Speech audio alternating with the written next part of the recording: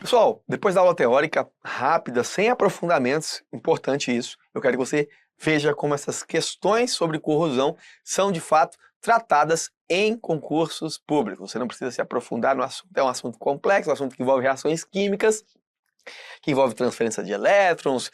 Você pode estar assustado com isso, mas não precisa para concurso, tá ok?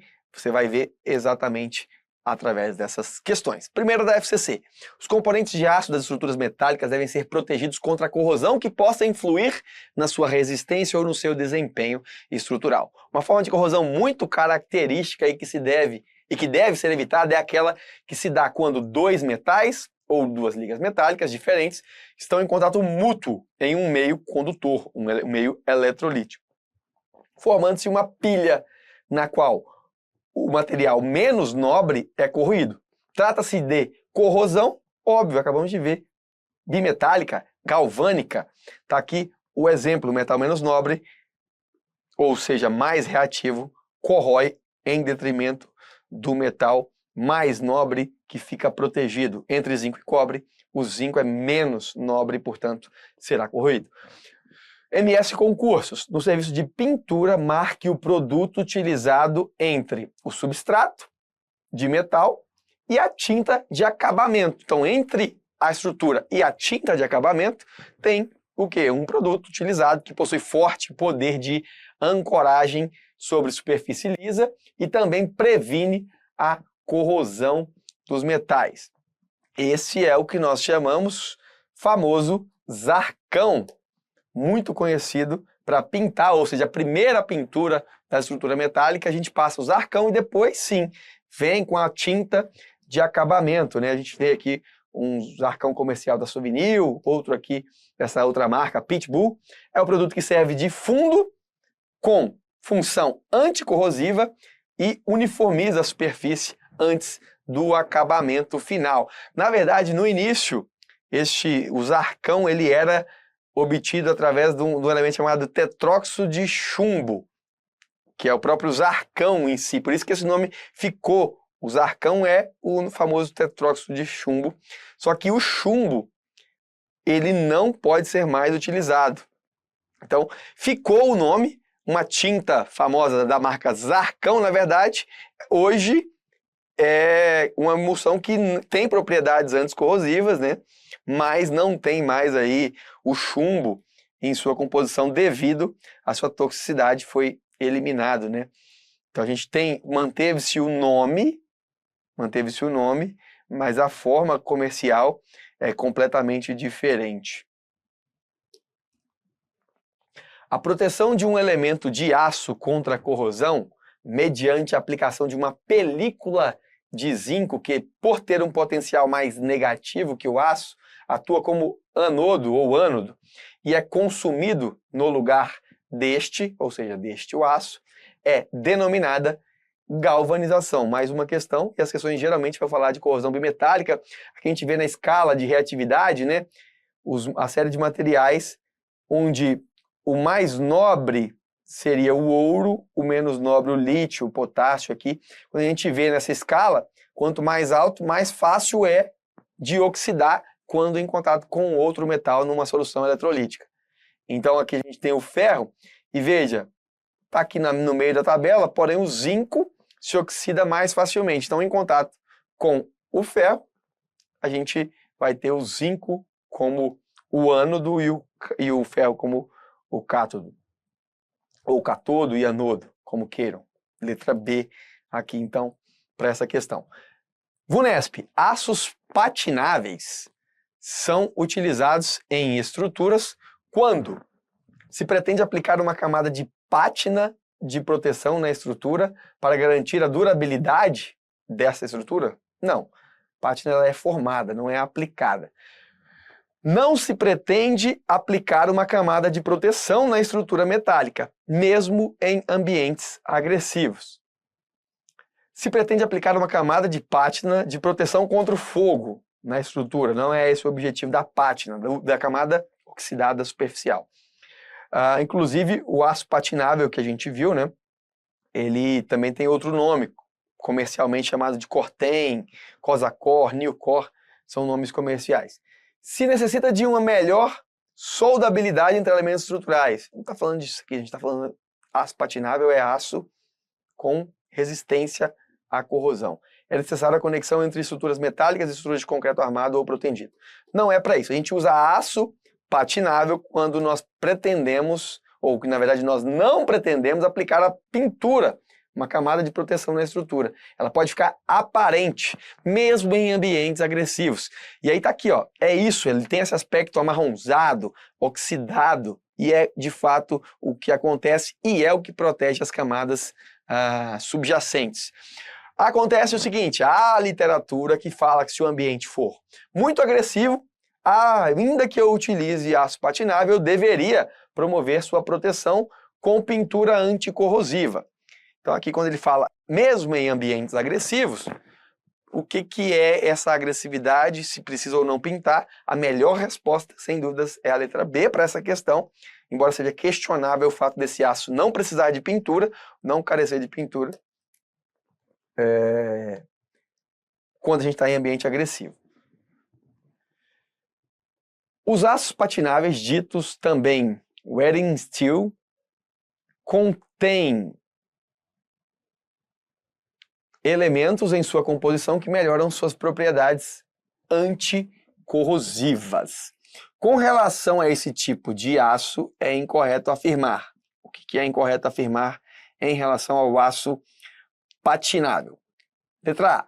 Quando submetido à exposição ao ar livre, permite formação de uma espessa camada de óxido aderente. Exatamente. Essa ferrugem fica aderida na superfície, é isso que protege. Pode ser utilizado em obras estruturais, desde que protegido com pintura, por pintura. Não é obrigatório. Temos várias estruturas que são em aço patinável que não precisa de pintura. Em condições de imersão em água e em solo, tem desempenho semelhante ao do aço carbono. Por quê? Ele é excelente quando exposto ao ar, à atmosfera. A gente fala de imersão em solo ou em água, aí ele já vai passar a ter características semelhantes ao aço carbono. Quando usado em projetos de estruturas, devem-se absolutamente evitar as geometrias que levem à formação de zonas blindadas, de frestas ou de acúmulo de água. Porque nestes casos, a gente tem essas regiões onde a corrosão ela vai ser mais agressiva, essa camada de óxido aderente na superfície ela pode ser removida sempre, com frequência, e isso causa, sem dúvidas, a corrosão, porque ela não vai ser capaz mais de proteger o seu substrato. Portanto, gabarito letra B. Acerca da tecnologia dos materiais de construção, julgo o item a seguir.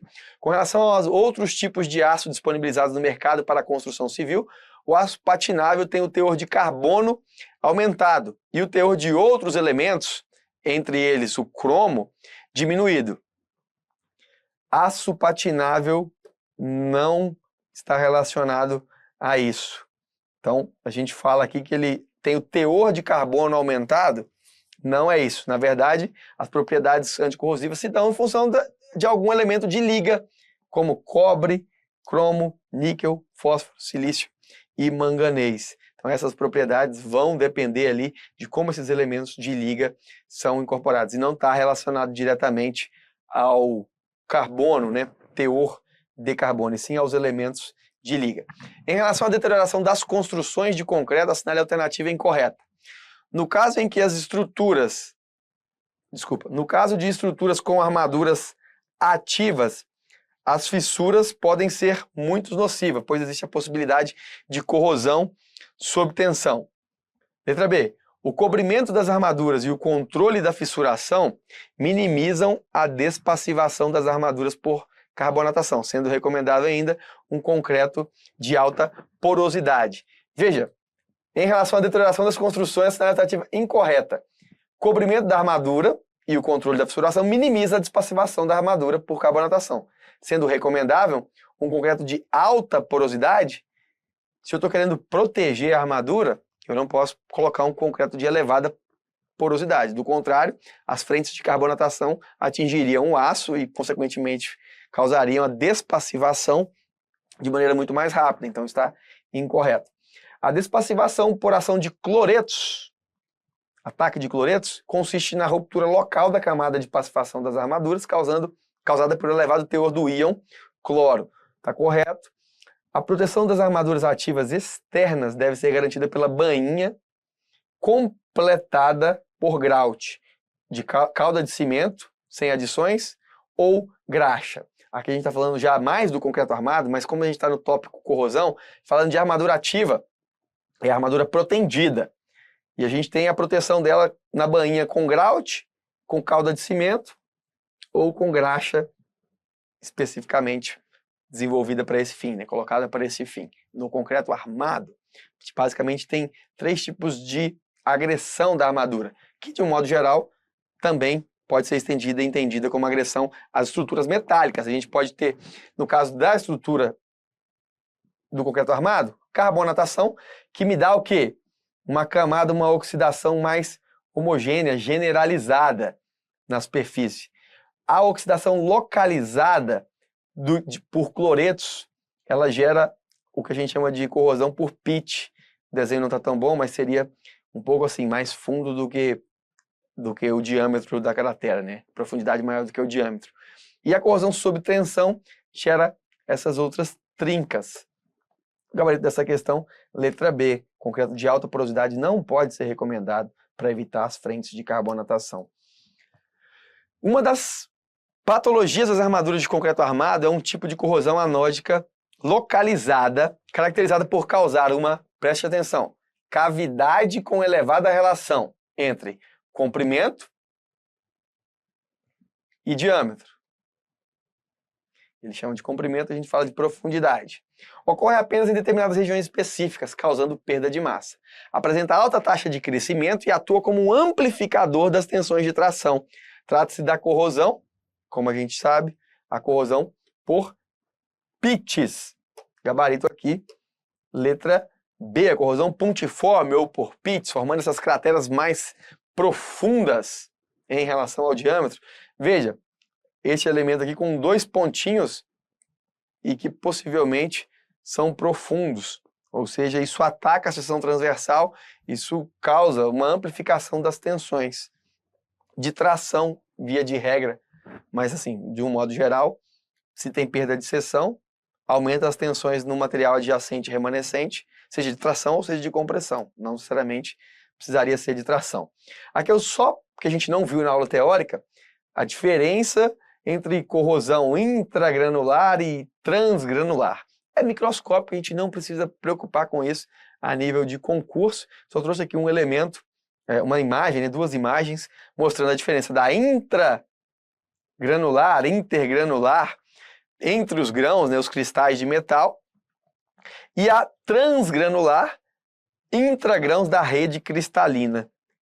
Então, assim, é um pouco maior aqui a complexidade dessa diferenciação, mas a nível de concurso público, a gente nem precisaria entender principalmente a diferença de intra para transgranular para resolver essas questões. Eu ficaria com corrosão por generalizada, corrosão por pitch, corrosão bimetálica, são os principais, a uniforme, né, a por pitch e a bimetálica são as que a gente vê mais aí amplamente nas provas. Valeu? Espero que tenham gostado e até a próxima.